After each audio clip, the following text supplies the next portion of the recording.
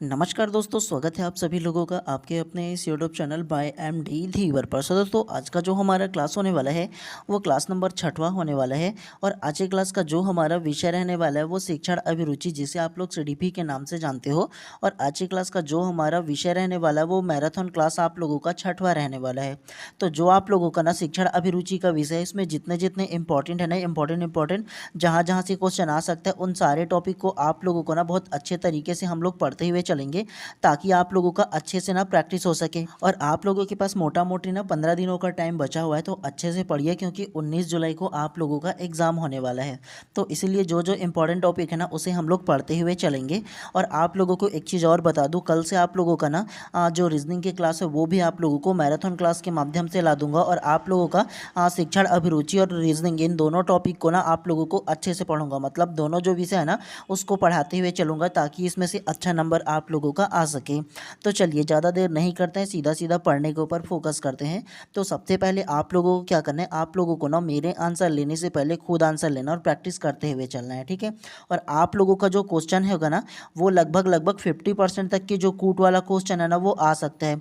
पूरी तरह से तो 70-80% नहीं बोलूँगा, लेकिन 50% जरूर कूट में पूछा जा सकता है। क्योंकि वर्तमान पैटर्न अभी चेंज हो रहा है ना, तो हो सकता है पंडित सुंदरलाल भी अपना जो पैटर्न है वो चेंज कर दी। तो इसीलिए पहले से प्रिपेयर रहिए आप लोग, ठीक है। चलिए, प्रश्न क्रमांक पहला को सबसे पहले आप ध्यान से पढ़िए। संज्ञानात्मक विकास की पूर्व संक्रियात्मक अवस्था की अवधि है। ऑप्शन ए 11 वर्ष से अधिक, ऑप्शन बी 7 वर्ष से 11 वर्ष तक, ऑप्शन सी 2 वर्ष से 7 वर्ष तक, या ऑप्शन डी जन्म से 2 वर्ष तक। तो क्या इसका आंसर हो सकता है?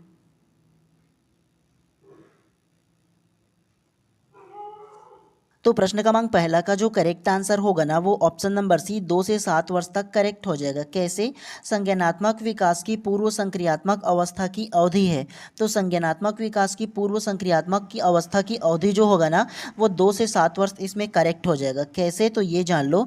देखो, आप लोगों के विषय में ना एक महत्वपूर्ण जो मनोवैज्ञानिक है जीन पियाजे, जिन्होंने संज्ञानात्मक विकास का सिद्धांत दिया था। और संज्ञानात्मक विकास के सिद्धांत में ना जो संज्ञानात्मक विकास है उसको 4 भाग में बांटा था। कितना? तो संज्ञानात्मक विकास के सिद्धांत में संज्ञानात्मक को 4 भाग में बांटा था, जिसमें पहला जो होगा वो संवेदी पेशी अवस्था हो जाएगा। संवेदी पेशी अवस्था की जो उम्र होगा ना, वो जन्म से लेकर के 2 वर्ष तक की हो जाएगा, ये पहला होगा। और इस अवस्था को ना संवेदी पेशी अवस्था कहते हैं। उसके अलावा दूसरा जो अवस्था होगा ना, वो पूर्व संक्रियात्मक अवस्था दूसरा होगा। और दूसरा जो पूर्व संक्रियात्मक अवस्था है, उसका जो एज है वो 2 वर्ष से लेकर के 7 वर्ष तक की रखा गया था। उसके बाद तीसरा जो होगा ना, वो मूर्त संक्रियात्मक अवस्था होगा। मूर्त संक्रियात्मक अवस्था की जो एज है ना, वो 7 वर्ष से लेकर के 11 वर्ष तक की हो जाएगा, ये तीसरा स्टेज हो जाएगा। उसके अलावा चौथा जो स्टेज होगा ना, वो अमूर्त संक्रियात्मक अवस्था हो जाएगा। और इसका जो एज है वो 11 वर्ष से अधिक हो जाएगा, या 11 वर्ष से 15 वर्ष के बीच में होता है, ठीक है। दोनों को आप लोगों को ले लेना है, कोई दिक्कत नहीं है उसमें। आप लोग कंफ्यूज बिल्कुल भी मत होना। देखो, जीन पियाजे जो मनोवैज्ञानिक है आप लोगों की शिक्षण अभिरुचि के विषय में ना, तो जीन पियाजे ने ना एक दिया था, बालकों की अवस्था को अलग अलग 4 भागों में बांटा था। वो अलग है, बालकों की अवस्था अगर पूछे ना तो वो अलग है। लेकिन इसमें संज्ञानात्मक विकास की अवस्था पूछेगा तो वो अलग है। दोनों को 4 भागों में बांटा है। अगर जीन पियाजे के बालकों की अवस्था बोलेंगे ना, तो वो अलग है। सबसे पहले गर्भावस्था आता है, उसके अलावा शैशवावस्था आता है, उसके अलावा बाल्यावस्था आता है, और उसके अलावा किशोरावस्था आता है। ये बालकों की जो एज है ना, उसको बांटा है। लेकिन ये संज्ञानात्मक विकास की एज होगा। संज्ञानात्मक विकास की एज को भी 4 भागों में बांटा है, जिसमें सबसे पहले जो होगा वो संवेदी पेशी अवस्था होगा। संवेदी पेशी अवस्था जन्म से 2 वर्ष तक की होगा। दूसरा होगा पूर्व संक्रियात्मक अवस्था होगा, 2 से 7 वर्ष जो होगा। तीसरा जो होगा वो मूर्त संक्रियात्मक अवस्था होगा, 7 से 11 वर्ष होगा। चौथा जो होगा वो अमूर्त संक्रियात्मक अवस्था होगा, और ये 11 वर्ष से अधिक होगा। दोनों में अंतर को स्पष्ट आप लोगों को समझ में आना चाहिए, तभी बोल रहा हूँ कि आप लोग नोट करके रख लीजिएगा, कोई दिक्कत नहीं है। इसमें से हमेशा क्वेश्चन में पूछा जाता है। और अगर आप लोग अपना सिलेबस को देखोगे तो 2 लाइन में ही खत्म कर दिया गया आपके सिलेबस को। तो 2 लाइन से पूरा 20 नंबर का क्वेश्चन को नहीं निकाला जा सकता है, इसीलिए सिलेबस से बाहर आता ही आता है, हर साल पूछा जाता है। इसीलिए जहाँ जहाँ से क्वेश्चन आता है ना, उन सारी चीज़ों को आप लोगों को पढ़ाते हुए चल रहा हूँ, बताते हुए चल रहा हूँ। जो जो इंपॉर्टेंट टॉपिक है उसको अच्छे से इसीलिए बता रहा हूँ, ठीक है। तो अगर आप लोग नहीं नोट किए होंगे तो जो जो बताएं उसको नोट कर लीजिए, आप लोगों के लिए इंपॉर्टेंट है। एग्जाम से एक दिन पहले बढ़िया सा पढ़ लीजिएगा और उसके बाद चले जाइएगा, कोई दिक्कत नहीं। लेकिन हमेशा ऐसे क्वेश्चन क्वेश्चन पूछा जाता है, तो ध्यान रखना है आप लोगों को। चलिए प्रश्न क्रमांक दूसरा को आप ध्यान से पढ़िए। CCE के निम्नलिखित चरणों को सही क्रम में व्यवस्थित कीजिए। ऑप्शन ए योजना, क्रियान्वयन, मूल्यांकन, प्रतिक्रिया, पुनर्निर्धारण। उसके अलावा ऑप्शन बी, ऑप्शन सी या option D same to same है, उसका जो स्थान है वो चेंज कर दिया गया है, आराम से पढ़ लीजिए। उसके बाद कौन सा इसका आंसर हो सकता है बताइए पहले आप।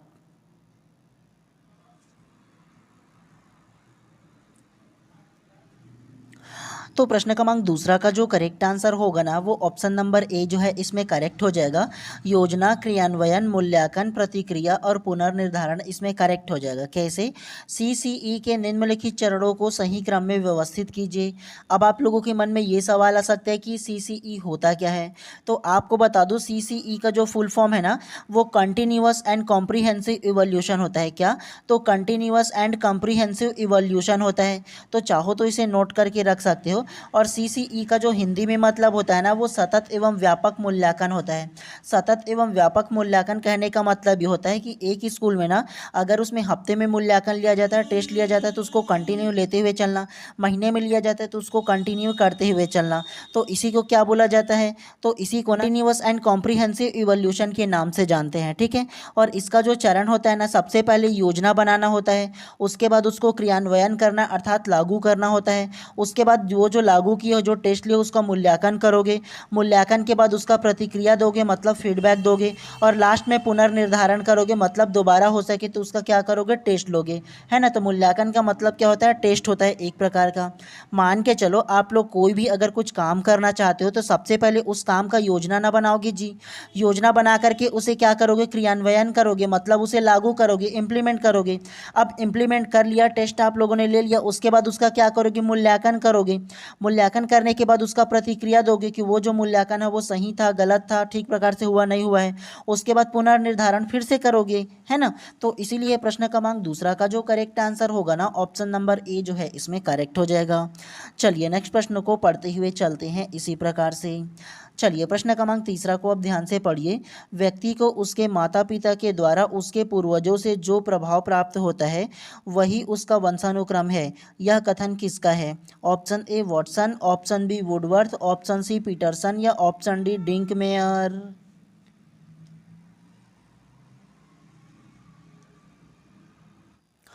तो प्रश्न क्रमांक तीसरा का जो करेक्ट आंसर होगा ना वो ऑप्शन नंबर सी पीटरसन इसमें करेक्ट हो जाएगा। कैसे?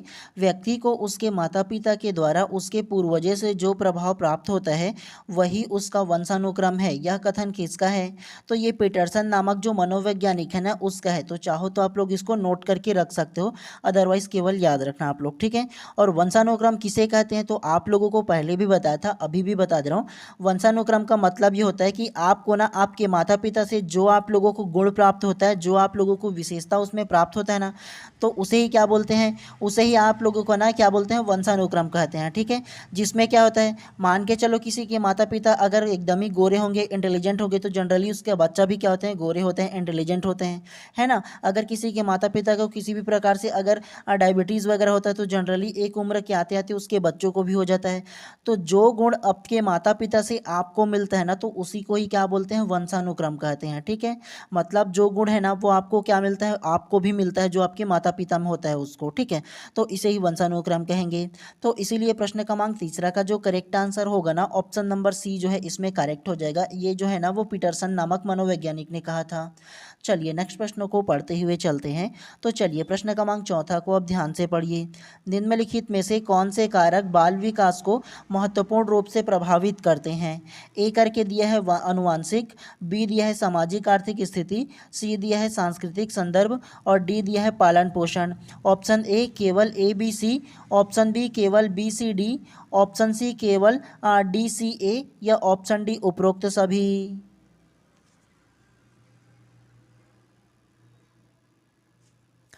तो प्रश्न क्रमांक चौथा का जो करेक्ट आंसर होगा ना वो ऑप्शन नंबर डी, उपरोक्त सभी करेक्ट हो जाएगा। कैसे?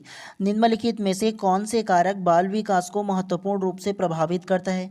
बाल विकास कहने का मतलब यह है कि बच्चों को ना उसका जो विकास होता है ना वो सीखता है ना, तो उसको किस प्रकार से क्या क्या चीज़ जो है वो प्रभावित करता है ये बोला है।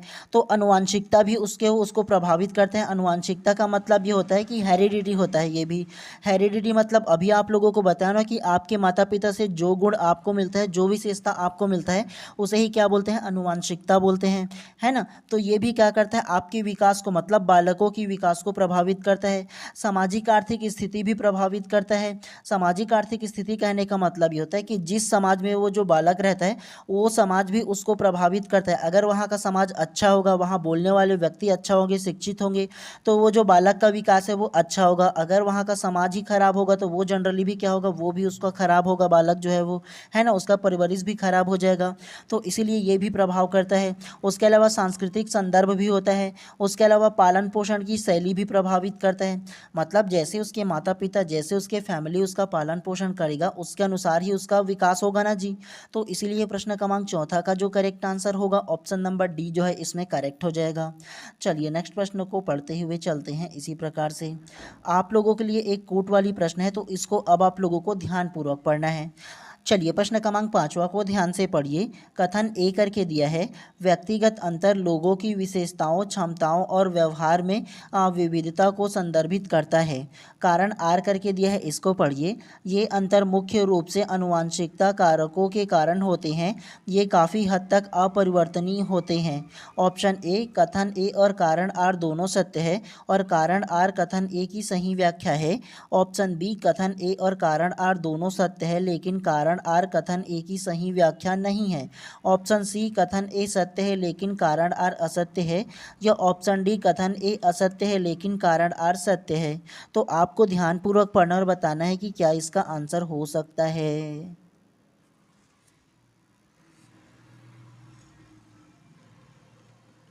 तो प्रश्न क्रमांक पाँचवा का जो करेक्ट आंसर होगा ना वो ऑप्शन नंबर सी जो है इसमें करेक्ट हो जाएगा। कथन ए सत्य है लेकिन कारण आर असत्य है, करेक्ट हो जाएगा। कैसे? तो कथन ए को ध्यान से पढ़ो। व्यक्तिगत अंतर लोगों की विशेषताओं, क्षमताओं और व्यवहार में विविधताओं को संदर्भित करता है। व्यक्तिगत अंतर का मतलब ये होता है कि प्रत्येक व्यक्ति अपने आप में क्या होता है? अलग होता है, यूनिक होता है। कोई भी संसार के दो व्यक्ति को ले आओ, उसमें एक समान गुण या एक समान जो उसका शारीरिक जो विशेषता है वो नहीं होता है। लंबाई में, हाइट में, वजन में, या उसका मानसिक जो स्थिति है उसमें, या उसके इंटेलिजेंस में, परिपक्वता में अंतर पाया जाता है। तो ये इसमें करेक्ट हो जाएगा। लेकिन कारण आर कैसे गलत होगा ये जान लो। ये अंतर मुख्य रूप से आनुवंशिकता के कारकों के कारण होते हैं। ये काफ़ी हद तक अपरिवर्तनीय होते हैं। तो केवल इसमें जो बोला है ना आनुवंशिकता के कारण मतलब हेरिडिटी के कारण, ये इसमें गलत हो जाएगा। केवल आनुवंशिकता के कारण नहीं होता है, इसके साथ साथ इसका जो ना वातावरण है वो भी प्रभावित करता है। तो ये जो है ना वो इसमें गलत हो जाएगा। इसमें बोला है ये अंतर मुख्य रूप से आनुवंशिकता बोला है, तो मुख्य रूप से केवल आनुवंशिकता नहीं होगा जी, उसका वातावरण भी आता है। ठीक है, तो केवल अगर आनुवंशिकता बोला जाएगा ना, एक ही कारक बोला जाएगा, तो आप लोगों को ऐसे आंसर को नहीं लेना है। तो इसीलिए ना कथन ए करेक्ट हो जाएगा और कारण आर जो है वो गलत हो जाएगा। ऑप्शन नंबर सी करेक्ट हो जाएगा। ठीक है, चलिए नेक्स्ट प्रश्न को पढ़ते हुए चलते हैं इसी प्रकार से। चलिए नेक्स्ट को पढ़िए। प्रश्न क्रमांक छठवां को ध्यान से पढ़िए। टर्मन के अनुसार 90 से 100 बुद्धि लब्धि का बालक माना जाता है। ऑप्शन ए मंद बुद्धि, ऑप्शन बी सामान्य बुद्धि, ऑप्शन सी श्रेष्ठ बुद्धि, या ऑप्शन डी क्षीण बुद्धि।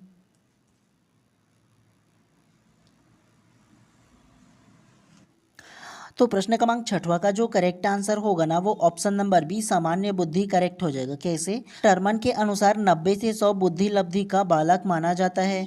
तो टर्मन नामक मनोवैज्ञानिक जो है ना वो ना 90 से 110 जिनकी बुद्धि लब्धि होता है ना वो क्या होता है? सामान्य बुद्धि वाला बालक कहलाता है, ये माना है। और आप लोगों को बता दूं, ध्यान रखना आप लोग, ठीक है। सबसे पहले अगर ना 70 से नीचे जिसका IQ होगा मतलब बुद्धि लब्धि होगा ना, वो बालक जो है वो जड़ बालक कहलाता है। उसके अलावा 70 से लेकर के ना अगर 90 के बीच में जिन बालकों का क्या है बुद्धि लब्धि होगा ना, वो क्या कहलाएगा, वो निम्न बुद्धि वाला बालक या मंद बुद्धि वाला बालक कहलाता है। उसके अलावा जिन बालकों की बुद्धि लब्धि 90 से लेकर के कितना, तो 90 से लेकर के मान के चलो 110 तक की अगर होगा ना, है ना, तो वो बालक जो है ना वो सामान्य बालक कहलाता है, जनरल बता रहा हूँ, ठीक है, जो चलता है वो।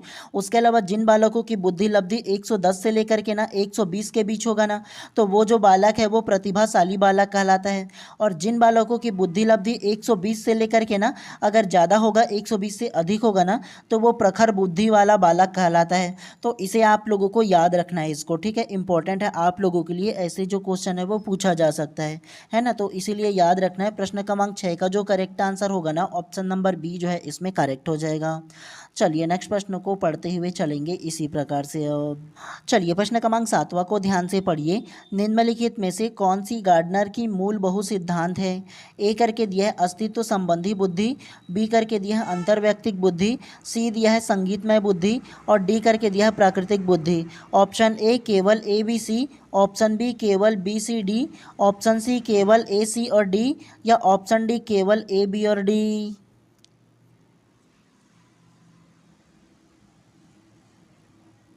तो प्रश्न क्रमांक 7वां का जो करेक्ट आंसर होगा ना वो ऑप्शन नंबर बी केवल बी सी और डी इसमें करेक्ट हो जाएगा। कैसे? निम्नलिखित में से कौन सी गार्डनर की मूल बहुबुद्धि है? तो गार्डनर जो मनोवैज्ञानिक है ना, उन्होंने जो मूल बहुबुद्धि का सिद्धांत बताया था ना, उसमें क्या क्या होगा, तो वो अंतर्वैयक्तिक बुद्धि को माना था, उसके अलावा संगीतमय बुद्धि को माना था और उसके अलावा प्रकृतिवादी बुद्धि को माना था। अस्तित्व संबंधी बुद्धि को उन्होंने नहीं माना था। तो ये आप लोगों को याद रखना है इसमें, ठीक है। तो इसीलिए प्रश्न क्रमांक 7वां का जो करेक्ट आंसर होगा ऑप्शन नंबर बी जो है इसमें करेक्ट हो जाएगा। चलिए नेक्स्ट को पढ़ते हुए चलते हैं, तो ध्यानपूर्वक इसको भी पढ़िए। चलिए प्रश्न क्रमांक 8वां को ध्यान से पढ़िए। सीखने की वह अवधि जब सीखने की प्रक्रिया में कोई उन्नति नहीं होती कहलाती है। ऑप्शन ए सीखने का वक्र, ऑप्शन बी सीखने का पठार, ऑप्शन सी स्मृति या ऑप्शन डी अवधान।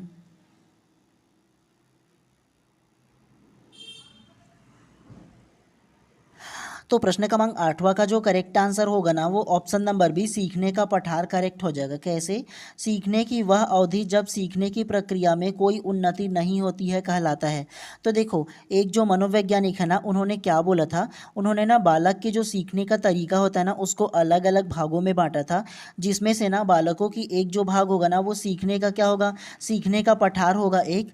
जब कोई बालक ना कोई भी चीज़ जब सीखते रहता है और उसके बाद जब ना उसका सीखना प्रॉपर बंद हो जाता है ना, तो इस प्रकार से उसको डायग्राम से दर्शाते हैं। सीखने का पठार ये वाला होता है। शुरुआती में क्या है, जो बालक होता है वो सीखता है और जो वक्र होगा ना वो धीरे धीरे बढ़ेगा। लेकिन क्या होता है, एक समय जब आता है ना तो सीखने की प्रक्रिया में ना कोई उन्नति नहीं होता है। जब आप लोग ना कोई भी इंफॉर्मेशन नहीं सीखोगे किसी भी प्रकार से ना, तो आपका जो डायग्राम बनेगा वो क्या होगा, तो इस प्रकार से सीधा चलेगा और इसको ना सीखने का पठार के नाम से जानते हैं, ठीक है।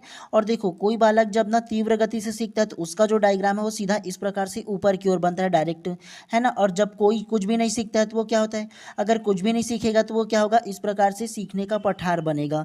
तो ध्यान रखना है, ठीक है, अलग अलग जो कर्व है ना वो बनते रहता है। तो इसीलिए प्रश्न क्रमांक 8वां का जो करेक्ट आंसर होगा ना ऑप्शन नंबर बी जो है वो करेक्ट हो जाएगा। अगर इसमें बोला जाता है ना कि सीखना जो है वो धीमी गति से होता है, तो उसका जो डायग्राम बनता है वो थोड़ा थोड़ा थोड़ा थोड़ा जैसे डायग्राम ऊपर चढ़ता है ना, तो इसी प्रकार से ऐसा डायग्राम बन जाता है इसमें, है ना। तो धीरे धीरे सीखता तब की बात है। लेकिन इसमें क्या बोला है, सीखने की प्रक्रिया में कोई उन्नति नहीं हो रहा है। तो कोई उन्नति नहीं हो रहा है मतलब एक सिद्ध में चलेगा, सीखने का पठार हो जाएगा ये। तो ध्यान रखना है आप लोगों को, ठीक है। और ये होगा ना कि एक ही बार सीखेगा तो कर्व जो है वो डायरेक्ट ऊपर उठ जाएगा। तो ध्यान रखना है, ठीक है। चलिए नेक्स्ट को पढ़ते हुए चलते हैं इसी प्रकार से। चलिए प्रश्न क्रमांक 10वां को आप ध्यान से पढ़िए। सतत एवं व्यापक मूल्यांकन CCE प्रतिपुष्टि प्रदान करता है। ऑप्शन ए बालक, ऑप्शन बी शिक्षक, ऑप्शन सी अभिभावक या ऑप्शन डी उपरोक्त सभी।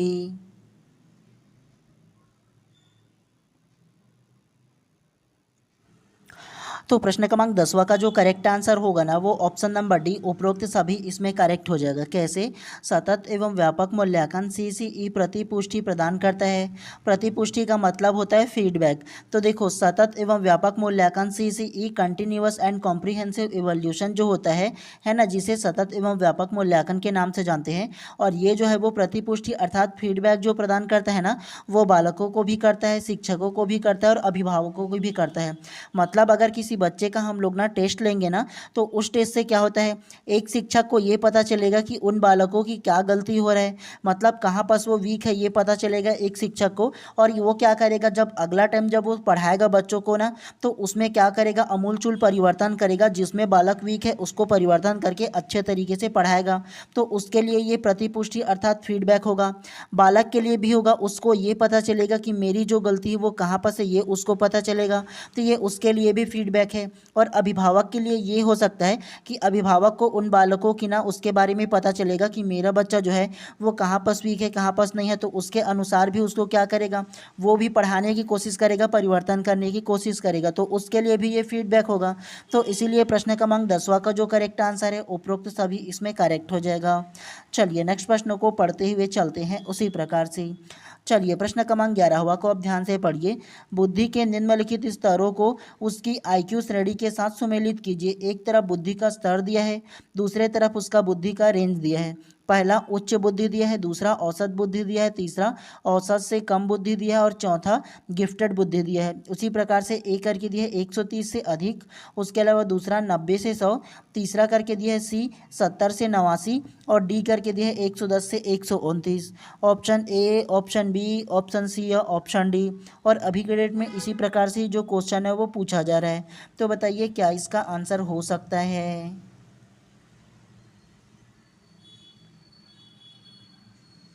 तो प्रश्न क्रमांक 11 का जो करेक्ट आंसर होगा ना वो ऑप्शन नंबर ए जो है इसमें करेक्ट हो जाएगा। कैसे, तो एक तरफ बुद्धि का स्तर दिया है मतलब उसका नाम दिया है, और दूसरे तरफ बुद्धि का रेंज दिया है, उसका संख्या दिया है।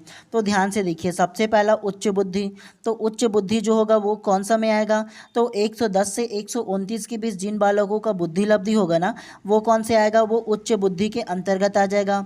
उसके अलावा दूसरा औसत बुद्धि, तो औसत बुद्धि अर्थात जो ना सामान्य बुद्धि वाला बालक होगा उसका जो बुद्धि लब्धि है वो 90 से 100 के बीच होगा, है ना, तो ये आप लोगों को बताया था। उसके अलावा तीसरा को देखो, औसत बुद्धि से कम, मतलब सामान्य बुद्धि से कम जिन बालकों की आईक्यू होगा वो किस में आएगा, तो वो जो होगा वो 70 से 90 के बीच में, अर्थात 70 से 89 के बीच में आ जाएगा।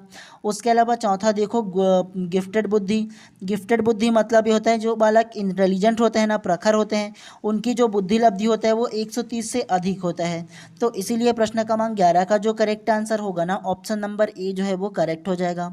और अभी के डेट में ना ऐसे ही क्वेश्चन जो है वो पूछा जा सकता है, तो इसलिए आप लोगों को याद रखना है, चाहो तो नोट करके भी रख लीजिएगा आप लोग, ठीक है। चलिए प्रश्न क्रमांक 12वां को ध्यान से पढ़िए।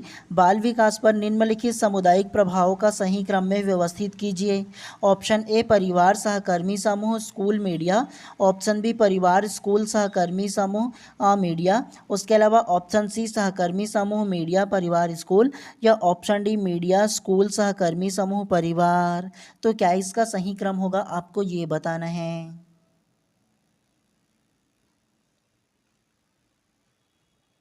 तो प्रश्न क्रमांक 12 का जो करेक्ट आंसर होगा ना वो ऑप्शन नंबर बी जो है इसमें करेक्ट हो जाएगा। सबसे पहले परिवार आएगा, फिर स्कूल आएगा, फिर सहकर्मी समूह, फिर मीडिया आ जाएगा। कैसे, बाल विकास पर निम्नलिखित सामुदायिक प्रभावों को सही क्रम में व्यवस्थित करें। बाल विकास मतलब बच्चों का जो विकास होता है ना वो कौन कौन से क्रम में होता है ये पूछा है। तो बालक सबसे पहले कहाँ रहते हैं, परिवार में रहते हैं, परिवार के बाद कहाँ जाते हैं, स्कूल में जाते हैं, स्कूल के बाद उसके स्कूल के समूह कर्मी मिलता है, मतलब उसका जो फ्रेंड वगैरह है ना वो बनता है ना, तो वो सहकर्मी समूह हो जाएगा उसमें, और लास्ट में जो होगा वो मीडिया हो जाएगा। तो इसीलिए प्रश्न क्रमांक 12 का जो करेक्ट आंसर होगा ना ऑप्शन नंबर बी इसमें करेक्ट हो जाएगा। चलिए नेक्स्ट को पढ़ते हैं इसी प्रकार से। चलिए प्रश्न क्रमांक 13 को ध्यान से पढ़िए। संज्ञानात्मक विकास के सही क्रम में निम्नलिखित आयु को व्यवस्थित करें। याद करो, आप लोगों को अभी जो प्रश्न है उसमें बताया था, और उसमें आप लोगों को बताया था ना, सबसे पहले संवेदी पेशी अवस्था, दूसरा पूर्व संक्रियात्मक अवस्था, तीसरा मूर्त संक्रियात्मक अवस्था और चौथा अमूर्त संक्रियात्मक अवस्था, और एज को भी अलग अलग बताया था। इसी को आप लोगों से ना सीक्वेंस में पूछ दिया है कि जमाओ बोल करके, option A, option B, option C या ऑप्शन डी। तो बताओ क्या इसका आंसर होगा।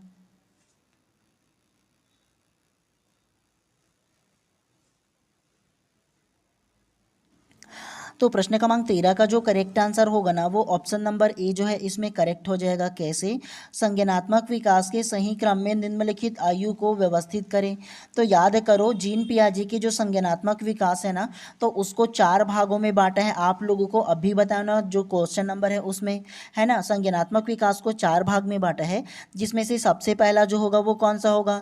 वो संवेदी पेशी अवस्था हो जाएगा। और संवेदी पेशी अवस्था की जो उम्र है वो जन्म से लेकर के 2 वर्ष अर्थात 0 से 2 वर्ष हो जाएगा। दूसरा जो होगा वो पूर्व संक्रियात्मक अवस्था हो जाएगा।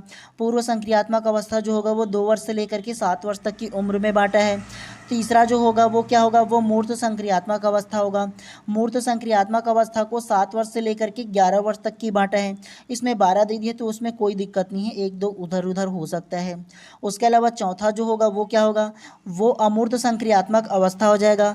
अमूर्त संक्रियात्मक अवस्था की जो उम्र है वो 11 वर्ष से अधिक है या 11 वर्ष से 15 वर्ष तक की है। इसको 12 से 15 कर दिया तो उसमें कोई दिक्कत नहीं है, लगभग उसी के एज के आसपास है। तो इसीलिए प्रश्न क्रमांक 13 का जो करेक्ट आंसर होगा ना ऑप्शन नंबर ए जो है इसमें करेक्ट हो जाएगा।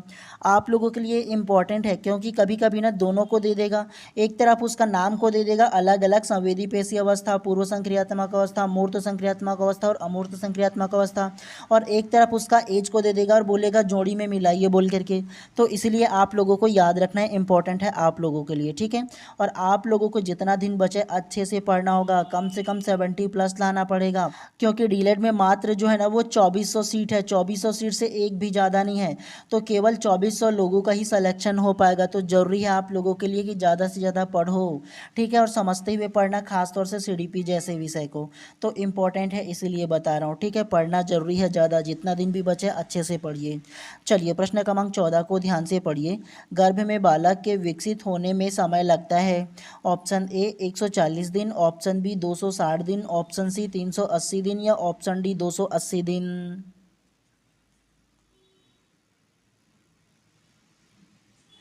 तो प्रश्न क्रमांक 14 का जो करेक्ट आंसर होगा ना वो ऑप्शन नंबर डी 280 दिन करेक्ट हो जाएगा। कैसे?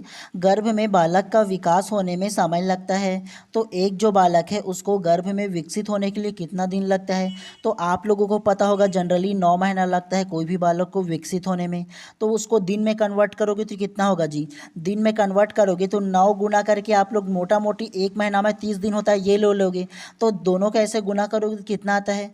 तो 9 या 27 हो जाएगा, मतलब 270 दिन हो जाएगा टोटल। इसमें ऐसे में जोड़ोगे तो कम तो नहीं होगा लेकिन थोड़ा बहुत ज़्यादा हो सकता है, कोई कोई बालक है वो 9 महीने से भी थोड़ा बहुत ऊपर हो जाता है ना। तो 280 दिन इसमें करेक्ट आंसर हो जाएगा, ठीक है।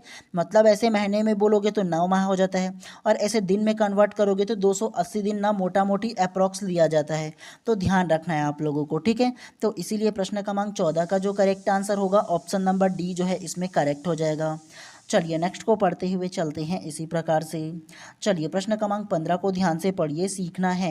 ए करके दिया है व्यवहार में परिवर्तन, बी करके दिया है अनुभव तथा अभ्यास का परिणाम, सी करके दिया है व्यवहार में अपेक्षाकृत स्थायी परिवर्तन और डी करके दिया है इनमें से कोई नहीं। ऑप्शन ए और B, option B A B C, option C B और सी या ऑप्शन डी केवल डी।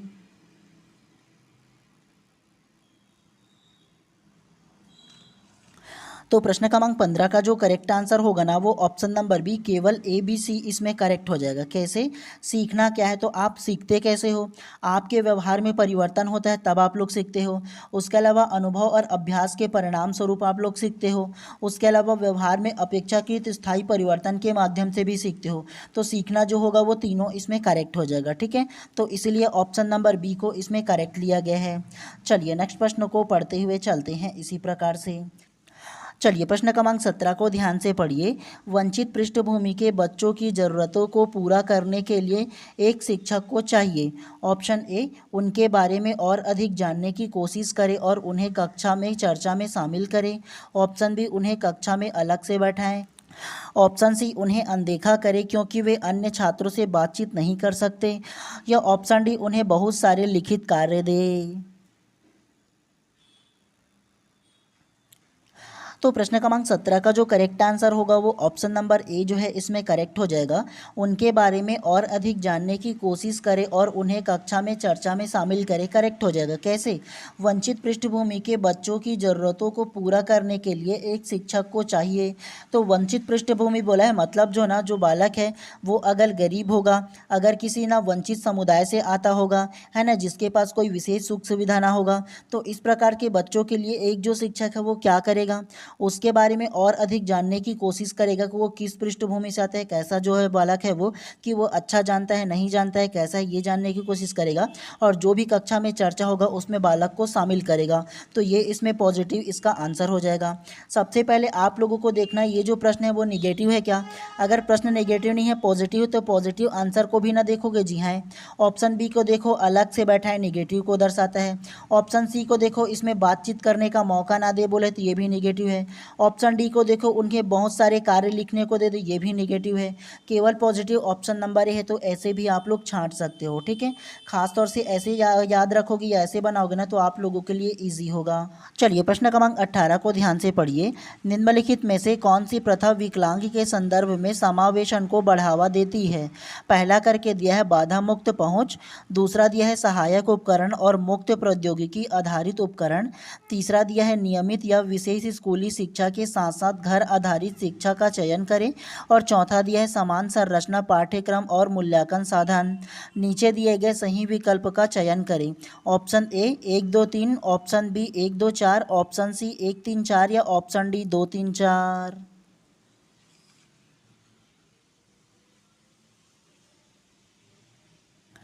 तो प्रश्न क्रमांक 18 का जो करेक्ट आंसर होगा ना वो ऑप्शन नंबर है 1 2 3 इसमें करेक्ट हो जाएगा। कैसे? निम्नलिखित में से कौन सी प्रथा विकलांग के संदर्भ में समावेशन को बढ़ावा देती है।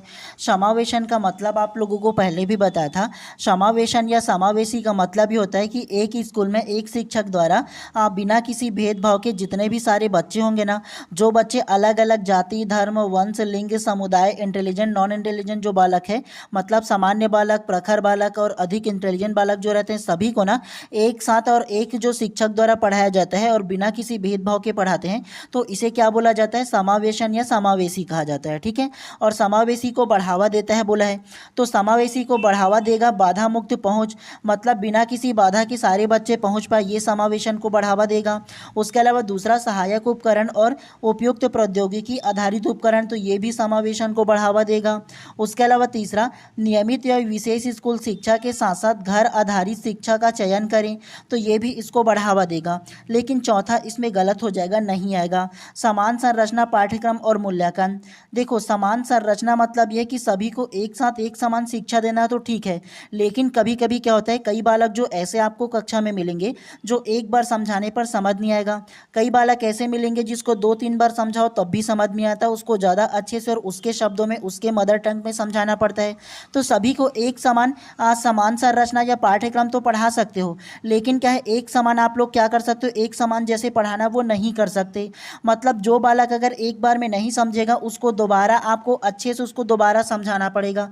ऐसा तो नहीं कर सकते ना केवल एक बार आप लोग सारे बच्चों को पढ़ाए, जिसको समझ में आए वो ठीक है, जिसको समझ में ना आए वो भी ठीक है। मैं तो सारे बच्चों को एक समान तरीके से पढ़ा दिया, क्या आप ऐसे करोगे?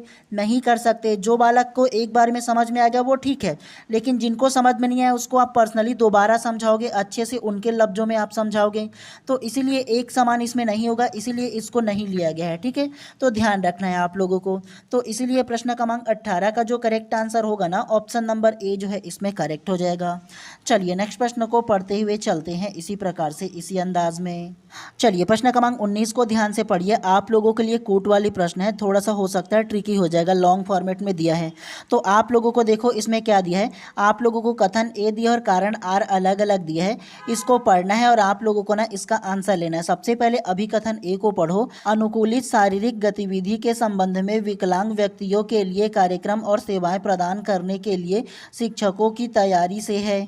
उसके अलावा दूसरा कारण आर दिया है, विकलांग लोगों के लिए योजना तैयार करने में अनुकूलित शारीरिक शिक्षकों की विशिष्ट भूमिका होती है ताकि छात्र शारीरिक शिक्षा गतिविधियों में अपनी पूरी क्षमता से भाग ले सके। उपरोक्त कथनों के आधार पर नीचे दिए गए विकल्पों में से सही उत्तर का चयन करें। ऑप्शन ए करके इसमें दिया है अभिकथन ए और कारण आर दोनों सत्य है और कारण आर अभिकथन ए की सही स्पष्टीकरण है। ऑप्शन बी करके दिया है कथन ए और कारण आर दोनों सत्य है लेकिन कारण आर अभिकथन ए की सही स्पष्टीकरण नहीं है। ऑप्शन सी अभिकथन ए सत्य है लेकिन कारण आर गलत है। या ऑप्शन डी अभिकथन ए गलत है लेकिन कारण आर सत्य है। ऐसे क्वेश्चन आप लोगों के एग्जाम में आएंगे ही आएंगे, तो ऐसे आप लोगों को ना आराम से सॉल्व करना और बनाना है अपने खुद से। तो क्या इसका आंसर होगा?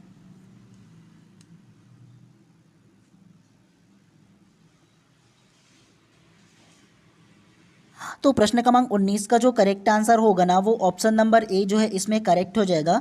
अभिकथन ए और कारण आर दोनों सत्य है, कारण आर अभिकथन ए की सही व्याख्या है, करेक्ट हो जाएगा। कैसे?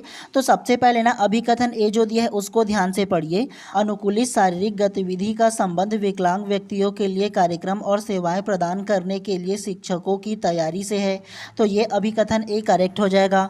उसके अलावा कारण आर को पढ़ो, विकलांग लोगों के लिए योजना तैयार करने में अनुकूलित शारीरिक शिक्षकों की विशिष्ट भूमिका होती है ताकि छात्र शारीरिक शिक्षा गतिविधि में अपनी पूरी क्षमता से भाग ले सके, तो ये भी इसमें करेक्ट हो जाएगा।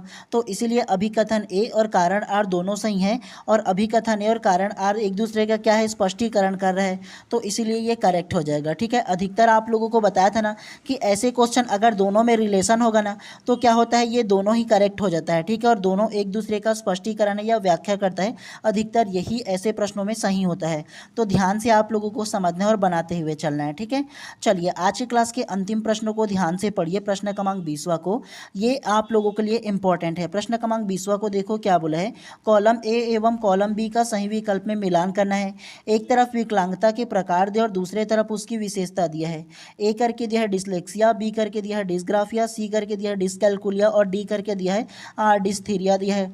उसके अलावा पहला दिया है इसमें पढ़ने और भाषा की कठिनाई, दूसरा अंक गणितीय कौशल में कठिनाई, तीसरा लेखन कौशल में कठिनाई और चौथा बोलने की क्षमता में कठिनाई। दिए गए विकल्पों में से सही उत्तर का चयन करें।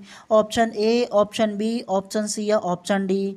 ऐसे क्वेश्चन जरूर पूछा जाता है आप लोगों के एग्जाम में, तो इंपॉर्टेंट है और खासतौर से व्यापम के एग्जाम में भी ये क्वेश्चन आया हुआ था, तो इसलिए आप लोगों को अच्छे से इसको पढ़ना है।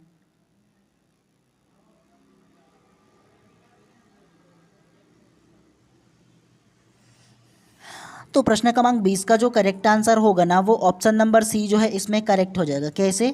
तो देखो, एक तरफ ना विकलांगता के प्रकार दिया और दूसरे तरफ उसकी विशेषता दिया है। सबसे पहला ए को देखो, डिसलेक्सिया। डिसलेक्सिया क्या आ जाएगा, तो डिसलेक्सिया पढ़ने और भाषा संबंधी जो कठिनाई होगा ना वो डिसलेक्सिया हो जाएगा। डिसलेक्सिया एक प्रकार का विकार होता है, मतलब डिसीज होता है, और इसमें क्या होता है, जिन बालकों को ना पढ़ने संबंधी या भाषा में कठिनाई होता है ना, मतलब वो पढ़ने संबंधी उसको कठिनाई होगा, पढ़ नहीं पाएगा, तो वो जो है ना वो डिसलेक्सिया से ग्रसित होगा, तो ये याद रखना है। दूसरा बी को देखो, डिसग्राफिया। डिसग्राफिया जो होगा ना वो लेखन कौशल में कठिनाई हो जाएगा। ग्राफिया मतलब क्या लेना है, ग्राफ लेना है, और ग्राफ कैसे बनाते हो, लिख लिख कर ऐसे ग्राफ बनाते हो ना आप लोग, तो लिखने संबंधी जो बीमारी होगा, विकार होगा ना, वो डिसग्राफिया हो जाएगा। ग्राफ से आप लोग क्या लेना, लिखना लिखना ले लेना, क्या, तो ग्राफ क्या होता है, लिख लिख कर ऐसे हम लोग ग्राफ बनाते हैं, तो लिखने संबंधी जो डिसीज होगा, विकार होगा, इसको क्या बोलेंगे, डिसग्राफिया बोलेंगे, लेखन संबंधी हो जाएगा। ठीक है, उसके अलावा तीसरा को देखो, सी डिसकैलकुलिया। तो डिसकैलकुलिया जो होगा ना वो ऑप्शन इसमें जो बी दिया है वो हो जाएगा, मतलब अंक गणितीय कौशल में कठिनाई हो जाएगा। डिसकैलकुलिया से कैलकुलेटर लेना है, ये देखो कैलकुलिया लिखे ना, तो कैलकुलिया कैलकुलेटर लेना है, और कैलकुलेटर किस में यूज़ होता है, गणित में लेना है। तो डिसकैलकुलिया से कैलकुलेटर और कैलकुलेटर किस में होता है, गणित में, तो अंक गणितीय कौशल में कठिनाई को ले लेना है। ऐसे केवल याद रखना है, कैलकुलिया से देखो डिसकैलकुलिया है, उसमें से कैलकुलेटर ले लेना है, कैलकुलिया को कैलकुलेटर मान लेना है, और कैलकुलेटर किस में यूज़ होता है, गणित में, तो देखो अंक गणित किस में है या गणित किस में है, जिसमें होगा उसको राइट ले लेना है। उसके अलावा देखो डिस्थीरिया। तो डिस्थीरिया किस में आएगा, तो डिस्थीरिया जो होगा वो बोलने संबंधी क्षमता में कठिनाई, अगर कोई अच्छे से बोल नहीं पाता है ना तो उसे डिस्थीरिया है, ये आप लोगों को ले लेना है। तो ऐसे आप लोग याद रख लेना, केवल दो भी याद रहेगा ना तो आराम से आप लोग बना सकते हो। तो इसीलिए प्रश्न क्रमांक 20 का जो करेक्ट आंसर होगा ऑप्शन नंबर सी जो है इसमें करेक्ट हो जाएगा। तो आप लोगों को केवल इतना ही पढ़ना था। इसके बाद नेक्स्ट क्लास में आप लोगों लोगों का जो रीजनिंग का क्लास है ना उसको भी स्टार्ट कर दो और कंटिन्यू 15 से 17 दिन हम लोग ना पढ़ते हुए चलेंगे ताकि आप लोगों का अच्छे से तैयारी हो सके। और जो जो इंपॉर्टेंट क्वेश्चन है केवल वैसे ही क्वेश्चन लेकर के आऊँगा ताकि आप लोगों को अच्छे से ना जो पढ़ाई है वो हो सके, ठीक है। तो इसीलिए अच्छे से पढ़िएगा और इसका पूरा PDF जो है ना वो अपने मैं व्हाट्सअप ग्रुप में डाल दूंगा। और व्हाट्सअप ग्रुप में नहीं जुड़े तो आपकी स्क्रीन पर जो नंबर है ना उसमें कांटेक्ट करके आप लोग व्हाट्सअप ग्रुप में ज्वाइन कर सकते हो। और आप लोगों का जितना भी इसमें PDF है ना वो आप लोगों को सेंड कर दूंगा, सारे सब्जेक्ट का PDF आप लोगों को मिल जाएगा। केवल उसी PDF से आप लोग अपना तैयारी कर सकते हो, ठीक है। तो चलिए, आप सभी लोगों का दिन शुभ एवं मंगलमय हो। मिलते हैं इसी प्रकार से नेक्स्ट क्लास में।